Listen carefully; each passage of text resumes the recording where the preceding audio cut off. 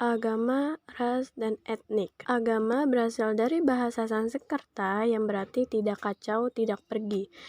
Ras merupakan suatu perbedaan yang mendasar kan pada ciri fisik, golongan, keturunan, dan semua kelakuan bawaan yang ada pada diri seseorang. Sedangkan kata etnik berasal dari kata bahasa Yunani yaitu ethnos yang merujuk pada pengertian bangsa atau orang. Kelompok sosial yang ditentukan oleh ras, adat istiadat, bahasa, nilai dan norma budaya, dan lain-lain. Macam-macam ras, agama, dan etnik di Indonesia. Agama ada 6 yaitu Islam, Kristen Protestan, Katolik, Hindu, Buddha, dan Konghucu. Ras ada 4 yaitu Negroid, Papua Malanezoid, Melayu Mongoloid, dan Wedoid. Sedangkan etnik, jumlah suku bangsa atau etnis di Indonesia menurut Chief Van Vollenhausen, jumlah suku bangsa di Indonesia adalah 316 buah. Sedangkan menurut Profesor Dr. Konja Jaraningrat sekitar 119 buah. Keuntungan dan tantangan kemajemukan agama, ras, dan etnik di Indonesia. Dalam menghadapi kemajuan seperti itu, tentu saja kita tidak mungkin mengambil sikap anti-pluralisme. Tetapi kita dapat menunjukkan sikap toleransi, menumbuhkan sikap nasionalisme, menjadikan perbedaan sebagai alat pemersatu bangsa dan sebagai identitas jati diri bangsa Indonesia. Dari sikap toleransi, maka kerukunan di Indonesia secara bertahap dapat terwujud. Contoh dari akibat tantangan keberagaman di Indonesia. Tragedi Sompit pada tahun 2001.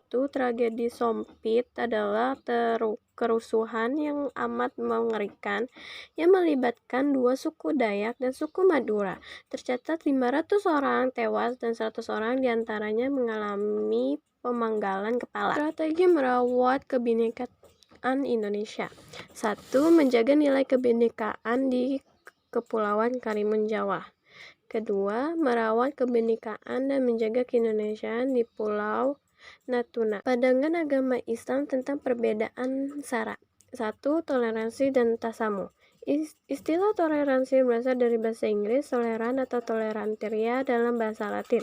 Tasamuh berisi harapan pada satu pihak untuk memberi dan mengambil secara sekaligus. Toleransi sebagai ajaran Islam mengajarkan bahwa adanya perbedaan di antara manusia, baik dari sisi etnis maupun perbedaan keyakinan dalam beragama merupakan fitrah dan sunatullah atau sudah menjadi ketetapan Tuhan.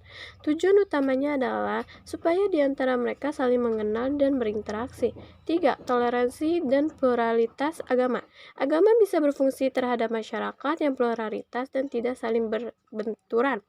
Masalahnya, tentu bukan karena agama itu datang built-in dengan konflik dan tampil sosial, tetapi karena sering dilihat bahwa para pemeluknya telah mengekspresikan kebenaran agamanya secara eksklusif dan monolitik. Toleransi dan kerukunan.